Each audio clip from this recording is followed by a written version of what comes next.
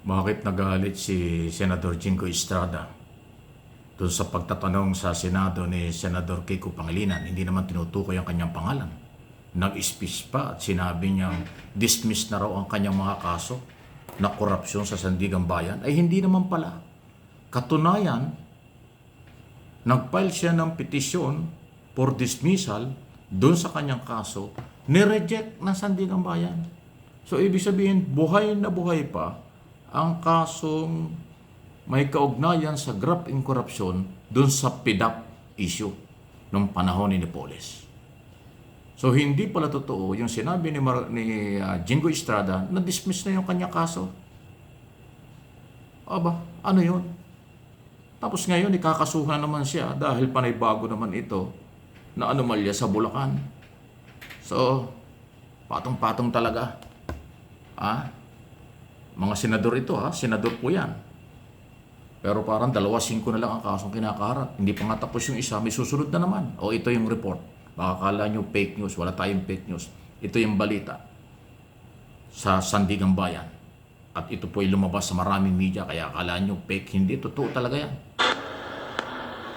Hindi pa rin lusot sa kanyang kasong katiwalian sa Sandigan Bayan si Senador Jinggoy Estrada kaugnay ng pork barrel scam. Binasura kasi ng korte ang apela ni Estrada sa nauna ng pagbasura ng Sandigan Bayan sa hiling niyang ma-dismiss ang mga kasong graft laban sa kanya kaugnay ng 200 million pesos na kickback umano mula sa PDAF o Priority Development Assistance Fund na idinaan sa mga NGO ni Janet Napoles. Ayon sa 22 pahinang resolusyon ng Special 5th Division, walang nakitang sapat na dahilan sa apela para baguhin ang naunang desisyon na ibasura ang demurrer to evidence ni Estrada.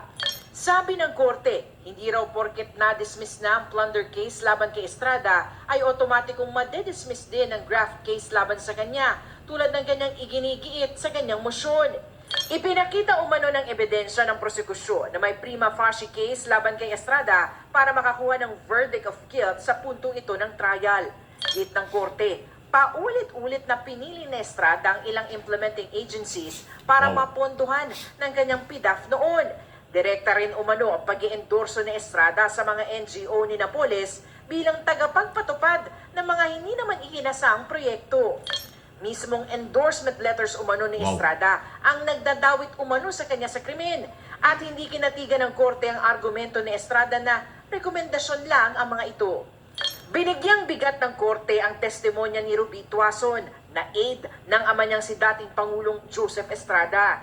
Ipinaliwanag raw ni Tuason ang modus ni Napoles at ilang pagkakataong nag-deliver ng pera kay Senador Estrada sa mismong Senado at sa bahay nito. Binanggit rin ang testimonya ng whistleblower na si Ben Hurluy patungkol sa mga endorsement letter ni Estrada na pinirmahan sa pamamagitan ng aide nitong si Pauline Labayen. Dahil tuloy ang pagdinig, mabibigyan ng pagkakataon si Estrada na magpresenta ng sariling ebidensya para sa 11 counts of graft. Hiwalay ito sa kasong plunder kung saan pinawalang sala siya at sa 1 count of direct bribery at 2 counts of indirect bribery kung saan convicted na siya o nahatulang guilty. Kinukuha ng GMA Ayan, So, malinaw. Thank you sa GMA News. Ayan, Acquittal siya sa plunder pero sa graft and corruption, buhay na buhay pa. Meron pa siyang endorsement letter. So, yun yung basihan. So, ayan po yan. Paano ngayon? Sinong ating papaniwalaan? Si Jinggoy Estrada nagsabing dismiss na ang kanyang kaso at kung bakit siya nagagalit sa kanyang kapwa senador. Hindi mo siya binanggit ang pangalan, kinagagalit niya. Tapos yan naman pala, buhay na buhay pa. Paano yan? Dahil sinasabi dun sa report, nagdala daw yun ng pera yung kay sa bahay daw at sa opisina ni Jinggoy nung panahon yun. Dito sa yung pinag-uusapan sa Senado, di ba? Meron ding isang Bing Ramos ba yun? Na di umano yung staff ni Senador Estrada na nagpunta rin sa Senado nung kamakailan lang na may video pinakita. So, ayan po. Ano yung masasabi dyan? Wala, talagang wasak na wasak ang imahe at ang moral ng mga senador. Kung meron lang delikadesa, dapat talaga resign ng mga senador. Mag-resign yung mga sabit o yung may mga problema at baguhin na ang ating Senado. Kahiya-hiya sa mga Pilipino sa buong mundo itong kinasasangkutang korupsyon, pang-aabuso sa kapangyarihan. Tagagawa ng batas, sila yung umaabuso sa batas. Hindi ko sinabing guilty na. Pero yung ikaw ay tukuyin, kasuhan, may probable cause, on trial yung kaso at may bagong naman darating dahil kasama na naman si Jinggoy sa listahan ng ICI at saka Department of Justice.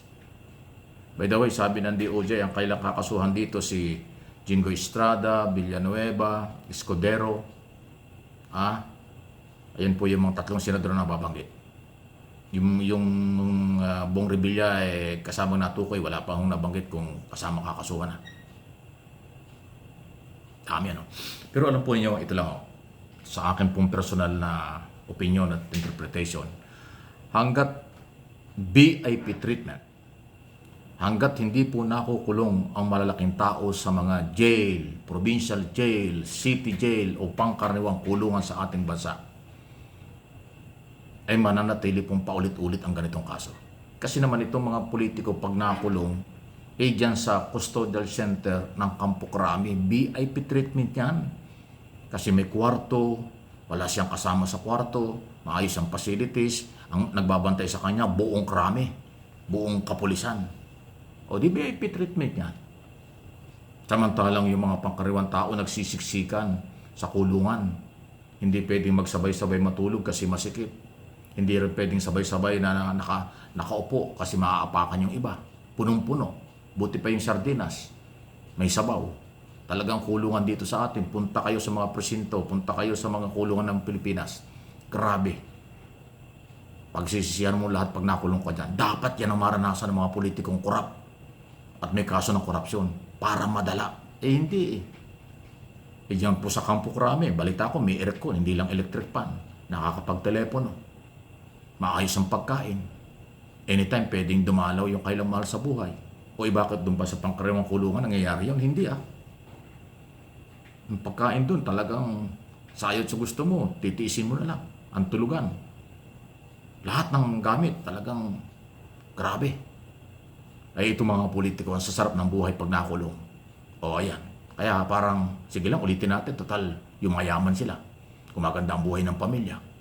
Nakakabili ng mga mansyon, nakakabili ng mamahaling sasakyan, nakakapag-abroad, at kung ano pang luho sa katawan. Kaya dapat baguhin. Dito sa kasalukuyang expose na may kaugnayan sa korupsyon, dapat walang makukulong sa Campo Crame. Dapat lahat sa jail.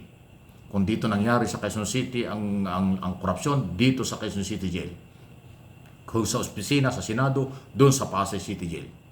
Kung doon naglagayan sa Bulacan, doon sa City Jail ng Bulacan ilagay. Ganon dapat. Para hindi pamarisan, para madala. Wala tayong aasahan sa kanila kahit na ulit-ulit natin sabihin, gumawa sila ng parusang bitay, death penalty, hindi sila gagawa. Kasi sila yung mabibitay. Takot silang mabitay.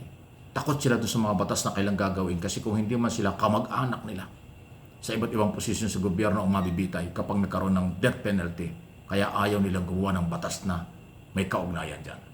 So ang dapat gawin, walang VIP treatment sa pag sila'y nakulong after ng mga warrant of arrest. Dalhin sa mga jail na kasumpa-sumpa ang lugar.